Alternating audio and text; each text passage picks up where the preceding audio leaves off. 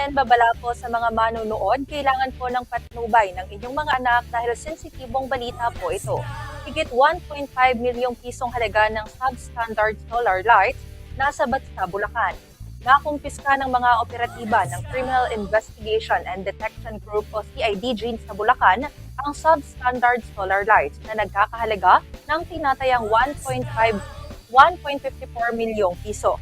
Isinagawa ng CIDG Eastern Metro Manila District Field Unit ang operasyon sa isang bodega sa barangay Matungaw. Naaresto sa operasyon ng isang 35 years old na Chinese national at negosyante na kinilala si alias Han. Ayon sa Philippine National Police, nasamsam ang mga solar lights at solar panels na hindi umano pumasa sa safety standards. Natuklasan din na ang mga produkto ay hindi umano sumusunod sa itinakdang quality standard. Dahil dito, nahaharap ang suspect sa kasong paglabag sa Consumer Act of the Philippines. Ayon kay PNP Chief Police General Jose Melencio Nartates Jr., layunin ng operasyon na protektahan ang publiko. Kaya patuloy umanong pinaiigting ng PNP ang kampanya laban sa mga produktong maaaring magdulot ng panganib sa mga mamimili.